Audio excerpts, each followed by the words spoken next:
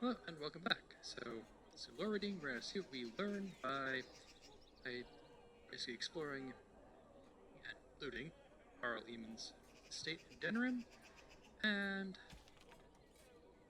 also attempting to rob a van in here in Denerim. Codex. What do we got?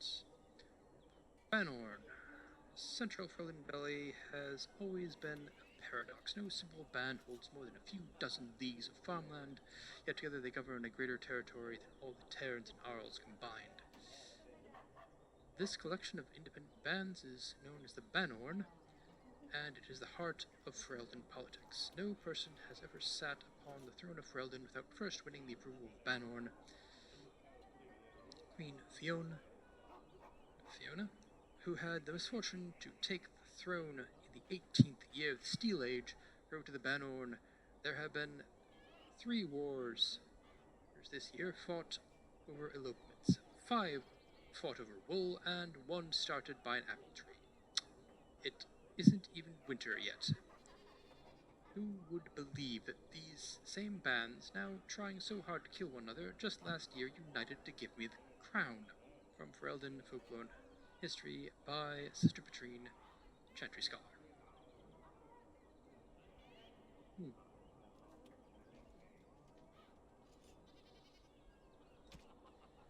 History of Ferelden, Chapter 2. Not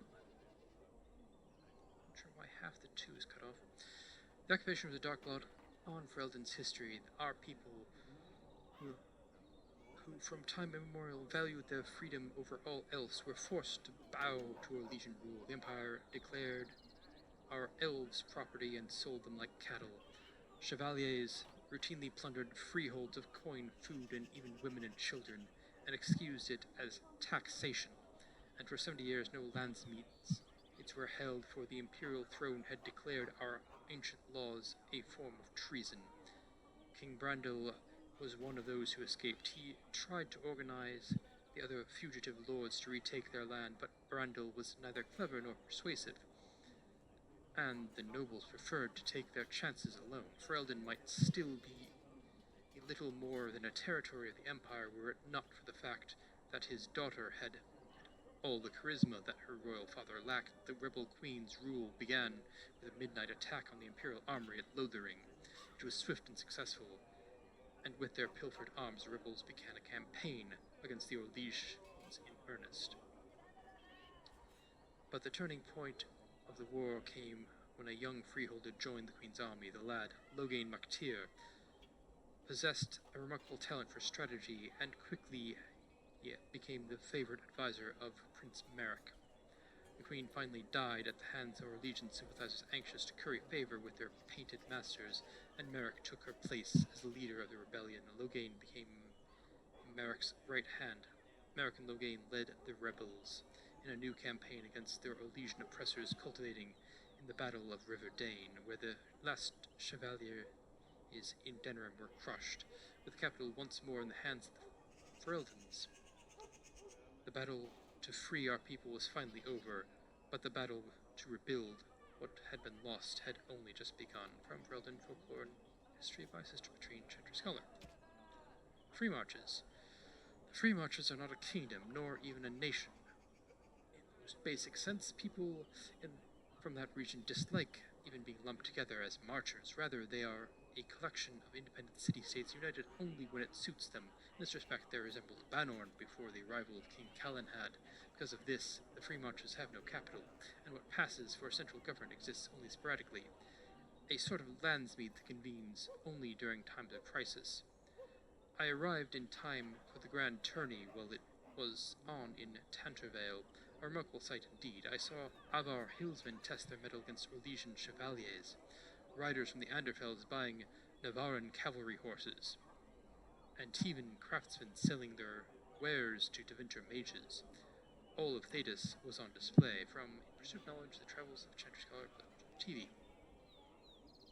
That's interesting, because the Anderfells is closer to Navarra than it is to the Marches.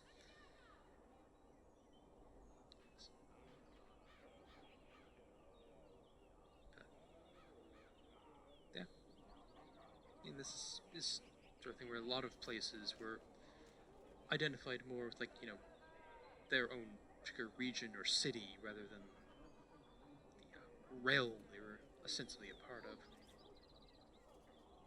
Noble families of Ferelden.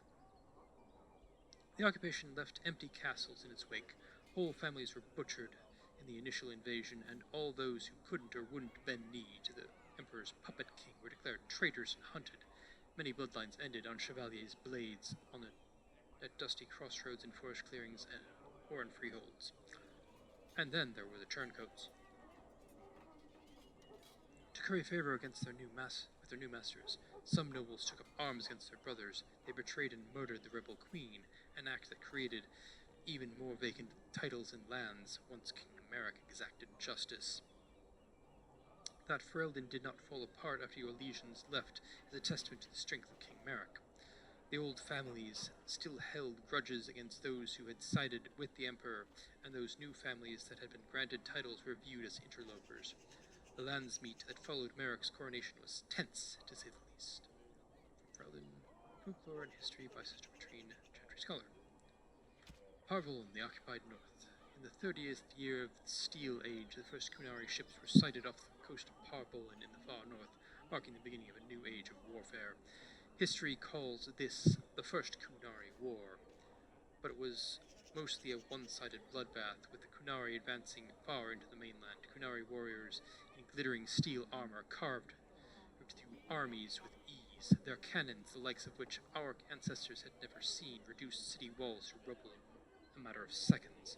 Stories of Kunari occupation vary greatly. It is said they dismantled families and sent captives to learning camps for indoctrination into their religion. Those who refused to cooperate disappeared to mines or construction camps.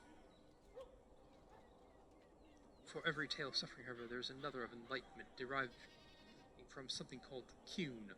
This is either a philosophical code or a written text that governs all aspects of Kunari life, perhaps both. One converted Saharan reported pity for those who refused to embrace the Qun, as if the conquerors had led him to some sort of self-discovery. For all my life I followed the Maker. Wherever his path led me, he wrote, but in the Qun I have found the means to travel my own path. It has been said that the most complete way to wipe out a people is not with blades but with books. Thankfully, a world that had repelled 4 blights would not easily bow to a foreign aggressor, and so the exalted marches began. The greatest advantage of the Chantry-led forces was the Circle of Magi. For all their technology, the Kunari appeared to harbor great hatred for magic. Faced with cannons, the Chantry responded with lightning and balls of fire. The Kunari armies lacked the sheer numbers of humanity. So many were slain at Marnas Pel on both sides that the Vale is said to be permanently sundered, and the ruins still plagued by restless corpses. But each year the Chantry pushed further and further into the Kunari lines. They should possibly go farther. Although local converts to the Qun proved difficult to return to Andraste's teachings, by the end of the Storm Age, the Kunari were truly pushed back. Vervain was the only human land that retained the Kunari religion after being freed, and its rulers attempted to barter a peace.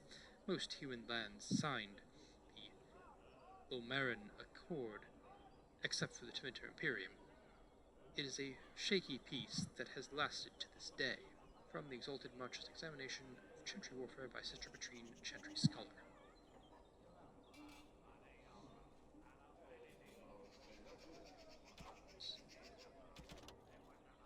Alright, meditations and odes to bees.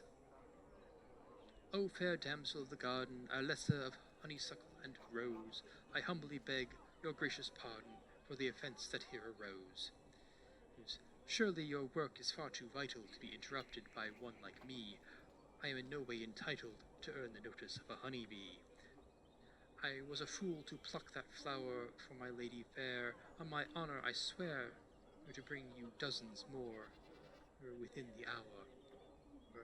If you give me leave to try. Listen, traveller, if you would walk the garden path some spring, mind that you don't trespass, for the gardeners do sting. Anonymous.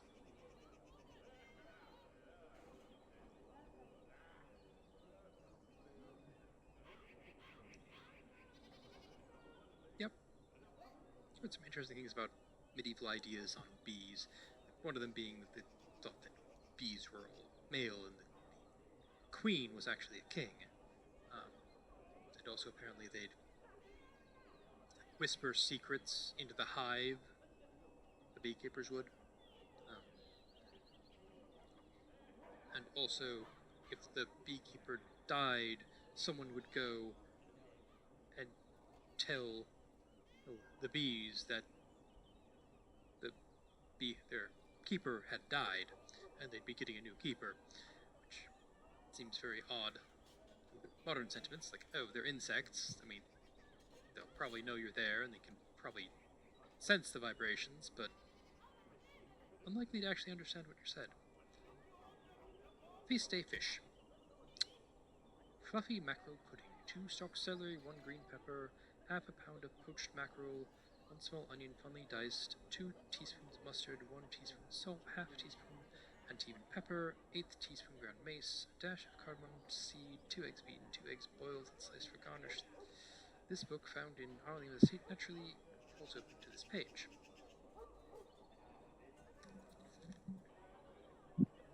So I actually own the official Dragon Age cookbook. And yeah, this recipe is in there. Notes. Let's see. Now figure out which one of these is the one I haven't read yet.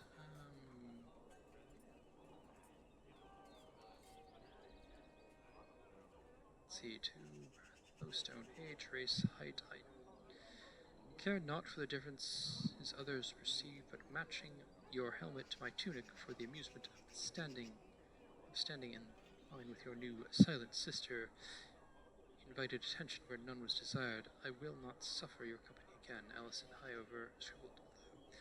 Gonna miss knocking heads with those girls.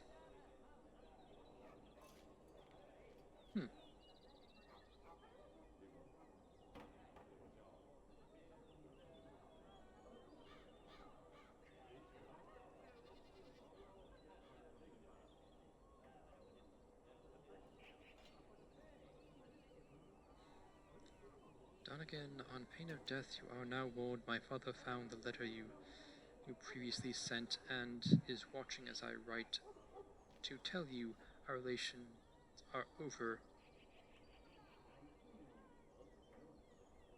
Where we must remain chaste. Don't.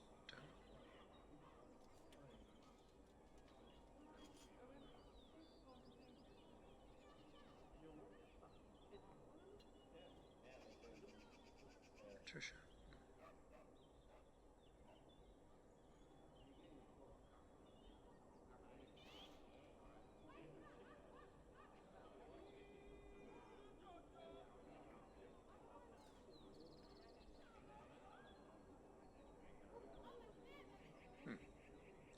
And that appears to be it for this one.